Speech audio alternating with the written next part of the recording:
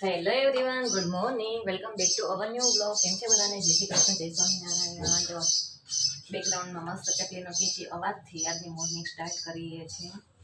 અત્યારે સવારના વાગ્યા છે 9:30 અને અમારી મોર્નિંગ સ્ટાર્ટ થાય છે ખીચાથી. જો એ મસ્ત મસ્ત ખીચો બનાવી નાખ્યું છે પાપડ માટે થઈને. તો થોડુંક બફાઈ છે પછી ઉપર પાપડ આપણે દબાવી નાખીએ. તો ચાલો આપણે પહેલાં ઉપર બધી તૈયારી કરી લઈએ પછી આપણે કન્ટિન્યુ કરીએ. તો અત્યારે મસ્તનું છે ને મેં પાથરી દીધું છે. હવે લોટ મસળીને અને પછી કરશું પાપડની તૈયારી. પાપડ ફટાફટ દબાવવા માંડીએ એટલે કલાકમાં કામ ફિનિશ થઈ જાય. કેમ કે જે મેઇન કામ છે ને એને મસળવાનું છે, એટલે મસળીને કરીને તો પાપડ ઓછો ફાટે. બરાબર. અને અહીંયા મારા મસ્ત મસ્ત કપડાં સુકાય છે. બરાબર.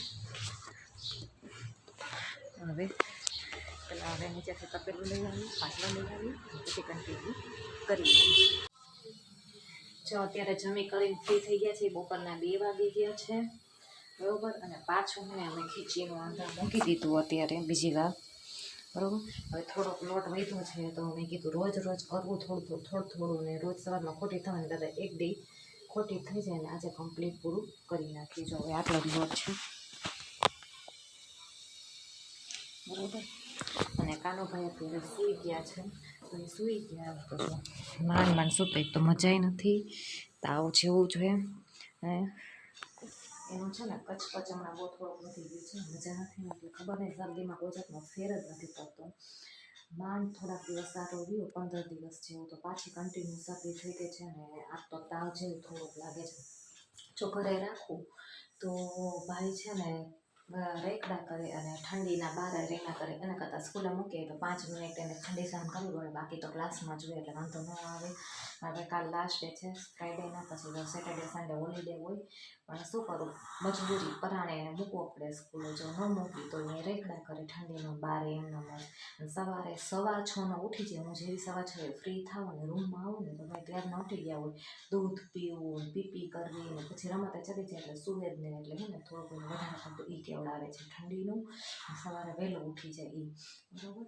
ભાઈ અત્યારે સૂતા છે, મસ્ત નિંદર કરે છે. હજી તો એને ભાઈને નાક બંધ છે, મોઢેથી શ્વાસ લે છે, છતાંય પંખો તો જોઈએ પણ પંખાનો બાનું કાંઠે પંખો બંધ જ રાખું છું.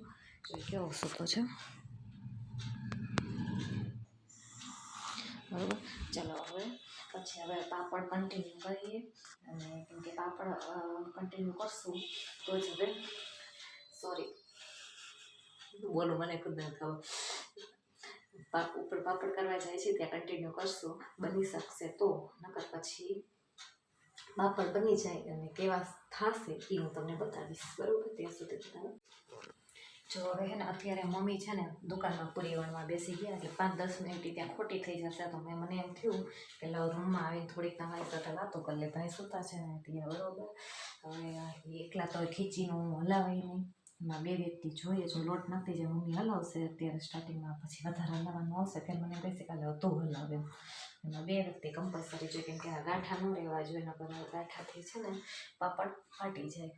બરાબર. અને પાણી એનું ખૂબ ઉકાળવા દેવું પડે. અમે 1-1.5 કલાક પાણી ઉકાળીને ત્યારે પાપડ છે ને સારો થાય, નકર તો પાપડ ફાટી જ જાય. નકર એને ખીચું બફાવા દેવું પડે. બરાબર. હવે અને જો એક મેં છે ને મીશોમાંથી એક વસ્તુ મગાવી હતી. જો આવા હૂક મગાવેલા છે. બરાબર. તો સારા છે. હવે જોઈ કેટલા દિવસ ટકે છે. બરાબર.